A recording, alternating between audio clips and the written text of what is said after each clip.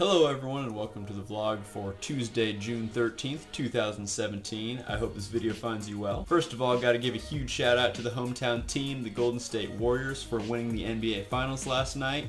Congratulations, hope you all enjoyed it. So today, just going to give a little update on what I've been up to lately. So over the weekend, I actually finished off my first build in preparation for my friend Nick to come through and test it out. Unfortunately, he wasn't able to come through and play it, but it was a nice little kick in the ass for me to get something together. So it's super exciting that I got my first little build put together, but it looks like I'm going to have a little bit more time to make some modifications to it before he plays it. And I am sticking true to my word, Nick, you will be the first person to play my game. So hopefully this next build that I put together will have a bit more thought out level design and even just be a little more fun than it is right now. So today I kind of stepped back from game development a little bit and focused more on the administrative side of things. So reevaluating and setting some short-term and long-term goals, and then updating some of my documents with the progress that I've been making, and researching some of the next major steps in my development. So today I researched some of the requirements that distribution platforms have for putting a game out on their store. Most of them require that you're actually a corporate entity, so you have some sort of legal business standing, like you're an LLC or a sole proprietorship or a partnership or something like that, and that you have a tax ID and all those fun things. And also each of the companies has their own little unique things that they require too. For example, Sony requires that you have a static IP address, and this is so they can create a secure connection to your network to provide you support. And they also require a non-public email domain, so you need a @JohnnyTurbo development address. Nintendo, interestingly enough, doesn't really require that much information. In fact, you don't even need a company, you can just be an individual signing up. And although it's pretty easy to access the SDKs and middleware software that they offer, I hear it's pretty difficult to actually get your game published on their eShop. Signing up to develop for Windows 10 and Xbox One seems pretty straightforward, and Steam actually recently changed how developers can put games onto the store. So previously on the Steam platform, you put your game out and you'd go through what's called the greenlight process. And during the greenlight process, you need to get a bunch of players to play your game, and they'll vote if they like it or not. And once you get a certain number of likes or whatever, then your game is pushed out onto their actual store. And last week, as I'm recording this, they actually did away with the whole greenlight process. And actually today, the day I'm recording this, they pushed out their new program called Steam Direct. And this way you avoid the whole greenlight process, which I've heard is a nightmare, and you, the developer, can focus more on making your game, making your store page, and putting it out on the store. And they have a number of requirements for your game and your store page, and you do have to pay an application deposit fee of $100 per game that you submit, and then that's supposed to get refunded in some way after your game makes $1,000. I haven't read the fine details on that part though. And so my feelings on Steam Direct are a bit mixed. I think it's great that it'll be a lot easier for developers to put their games out onto the store without worrying about the random person who came across their game during the greenlight process liking it or not. And the downside is that more developers can put their games onto the store. This can be a bad thing for developers like myself, because now the market is flooded with a ton of games that anyone can put out, and a lot of times they're pretty terrible, so it can be super difficult for people to find your game in the first place. But you just need to find a way to make your game stand out from the rest. And so that's about all I got for you today. I plan on getting back into the development side on Thursday, so look forward to an update on that in the next video. And if you enjoyed this video, please give it a thumbs up. Feel free to subscribe to the channel if you haven't already to get more videos like this one. And as always, I do appreciate feedback in the comment section below. And I hope you have a great rest of your day.